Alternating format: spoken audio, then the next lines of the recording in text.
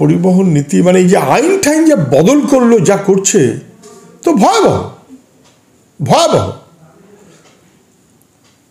Truck driver অথবা যে কোনো গাড়ির চালক, তাদের তো বিপদের মধ্যে ফেলা হচ্ছে। ড্রাকোনিয়ান ল, ড্রাকোনিয়ান। এই যে নতুন সব আইন করলো না, সাংসদরা থাকবে না, তাদের অনুপস্থিতিতে বিরোধী শূন্য অবস্থায় পাশ করিয়ে নিল আইন, নতুন করছে, এবং তা আমাদের নানাবিধ সংকট তৈরি করবে।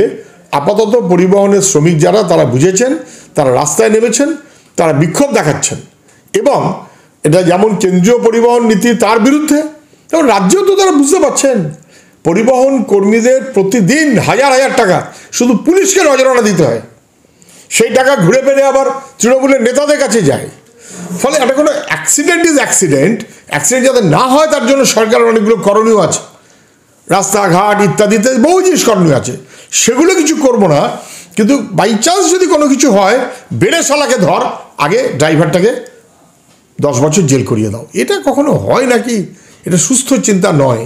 ফলে লুট, দুর্নীতি এবং এই সমস্ত কিছুর দায়, যে কোনো রকম অপরাধের দায় সব ফেলে দেবো ড্রাইভারের ঘাড়ে, এটা কখনো হয় না। ড্রাইভার, খালাসি, পরিবহন কর্মীরা নানান বিপদে, তারাই ধর্মঘটে করছেন। দেশ জুড়ে অনির্দিষ্টকাল রেশন ধর্মঘটে ডাক দিয়েছে অল ইন্ডিয়া ফেয়ার প্রাইস সব ডিলার ফেডারেশন। রেশন ডিলার যারা, তাদের অর্গানাইজেশন, তারা সর্বভারতীয় ধর্মঘট ডেকেছেন। এই সংগঠনের যারা নেতা, তারা যারা বলছেন যে আসলে রেশন ব্যবস্থা তুলে দেওয়ার চেষ্টা হচ্ছে, দিল্লির সরকার রেশন ব্যবস্থা তুলে দেওয়ার চেষ্টা করছে, এ রাজ্যের সরকার রেশনে লুট করছে, কার্যত সেই লুট ধরাও পড়ে গেছে অনেক ক্ষেত্রে, বহু ক্ষেত্রে। রেশনে গরিব মানুষের চাল কেড়ে নিয়ে বিক্রি করে নেতারা বাড়ি হাঁকাচ্ছেন, গাড়ি হাঁকাচ্ছেন, সম্পত্তি হাঁকাচ্ছেন, বেআইনি সম্পদ করছেন। পশ্চিমবাংলায় খাদ্যমন্ত্রী যিনি ছিলেন, তিনি ধরা পড়ে গেছেন। সারা দেশে রেশন ব্যবস্থা তুলে দেওয়ার প্রচেষ্টা হচ্ছে। তাই রেশনের সঙ্গে যারা যুক্ত, তারা অল ইন্ডিয়া স্ট্রাইক করছেন। সুপ্রিম কোর্টে কামধুনি মামলায় শুনানি স্থগিত, নির্যাতিতার পরিবারের অভিযোগের ভিত্তিতে রাজ্য আর অভিযুক্তের কাছে নোটিশ সুপ্রিম কোর্টে। কামদুনি কাণ্ড তো সবাই বুঝেছেন, মুখ্যমন্ত্রী কার্যত ঠকিয়েছেন মানুষকে। গিয়েছিলেন কদিন পরে, গিয়ে সবাইকে তো সিপিএম মাওবাদী বলে গ্রামবাসীকে দাগিয়ে দিলেন। তারপরে বললেন 15 দিন টাইম, চার্জশিট, 1 মাসের মধ্যে চূড়ান্ত শাস্তি হবে, এবং ইঙ্গিত দিলেন নাকি তাদের ফাঁসি হবে। আর মানুষও দেখতে পারলো যে যারা অভিযুক্ত তাদের পাশে তৃণমূল, তাদের পাশে আইনি ব্যবস্থা, এমনকি গভর্নমেন্ট উকিল ঘন ঘন ঘন ঘন বদল করে এমন করা হয়েছে যাতে অভিযুক্তরা প্রশ্রয় পায়। নির্যাতিতার কথা শোনার মতন কেউ নেই, এবং সব খালাস হয়ে গেল অভিযুক্তরা। ফলে বাধ্য হয়ে ওরা নানান সময়ে মুখ্যমন্ত্রী সহ নানান জনের কাছে গেছে, এবং তারপর তাদের উপরে ভরসা করা যাচ্ছে না বলে সুপ্রিম কোর্টে গেছে। সুপ্রিম কোর্ট প্রয়োজনীয় পদক্ষেপ নেওয়ার কথা বলেছে। শহরে ফের পথে টেট 2022-এর চাকরি প্রার্থীরা, টেট পরীক্ষার্থীরা আজ রাস্তায় মিছিল করেছে, সঙ্গত কারণে মিছিল করেছে। 2022-এ যাদের টেট পরীক্ষা হয়েছে, তাদের এখনো পর্যন্ত কাউন্সেলিং কোনো নিয়োগ তো কিছু হলো না। 23-এর পরীক্ষা,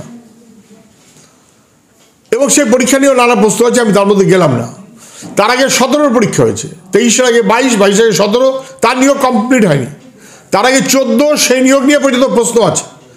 তাহলে বছরে একবার করে টেট পরীক্ষার জায়গায় এই 4টে পরীক্ষা হলো 12 বছরে, এবং তার প্রতিটিতে গণ্ডগোল। 22-এর এখনো পর্যন্ত কাউন্সেলিং করা এবং ইত্যাদি ইত্যাদি নিয়োগের ব্যবস্থা করা সরকার এগোয়নি। স্বাভাবিক কারণে পরীক্ষার্থীরা রাস্তায় নেমেছেন, তাদের ওপরে কার্যত তাদেরকে বঞ্চিত করা হচ্ছে, ন্যায্য অধিকার থেকে তাদের কেড়ে নেওয়া হচ্ছে, চাকরির মধ্যে বছরগুলো কেড়ে নেওয়া হচ্ছে। নতুন স্বরাষ্ট্র সচিবের পোস্টিং অবৈধ বলে দাবি শুভেন্দু অধিকারী, এক্স হ্যান্ডেলে পোস্ট। নতুন যিনি স্বরাষ্ট্র সচিব হয়েছেন, তার নিয়োগ নিয়ে প্রশ্ন উঠেছে, এবং প্রশ্ন ওঠা স্বাভাবিক। যিনি ডিজি হয়েছেন নতুন, তার সম্পর্কে প্রশ্ন ওঠাটা স্বাভাবিক। রাজ্যের সরকার বৈধ যথাযথ কাজ করে না, অবৈধ, অন্যায়, বেঠিক, লুট, দুর্নীতি এতেই থাকে।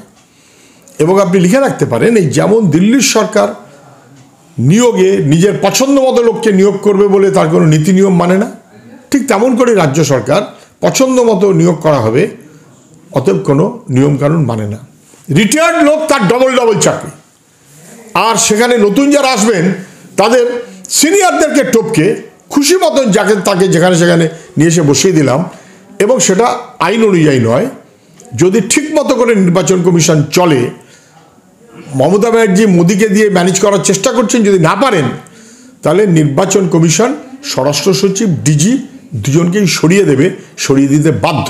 এখন মমতা ব্যানার্জি মোদির পিছনে ঘুরছেন, যদি মোদি বাঁচাতে পারে। সর্বশিক্ষা মিশনের অন্তর্গত শিক্ষাবন্ধুরা গ্র্যাজুয়েট পোস্ট গ্র্যাজুয়েট ডিগ্রি শেষে মাসে 8,000 টাকা বেতন পান, যা শিক্ষা দপ্তরের গ্রুপ সি গ্রুপ ডির থেকেও কম। এই কর্মচারীরা শিক্ষাগত যোগ্যতার ভিত্তিতে বেতন কাঠামো নির্ধারণের দাবি করেছেন। আমাদের রাজ্যে এখন যেটা চলে সেটা হচ্ছে শিক্ষাগত যোগ্যতার সঙ্গে সম্পর্কহীনভাবে কাজ চলছে। নিয়োগ যোগ্যতার সঙ্গে সম্পর্ক নেই, একে তো নিয়োগ হয় না, তারপর যা নিয়োগ হয় তার বেশিরভাগটাই কার্যত টাকার খেলা। সব ক্ষেত্রে এই মিছিল করছেন চাকরি প্রার্থীরা, রাস্তায় নেমেছেন শিক্ষাবন্ধুরা মাস্টার ডিগ্রি পাস, এমনকি ওদের পিএইচডিওয়ালাও আছে, কিন্তু পান 7,000-8,000 টাকা। ন্যূনতম বেতনটাও নেই, মিনিমাম ওয়েজ তার চাইতে কম, গ্রুপ ডির কর্মচারী যা তার চাইতে কম, এবং কার্যত কোনো নীতি নিয়ম নেই। বিক্ষোভ স্বাভাবিক।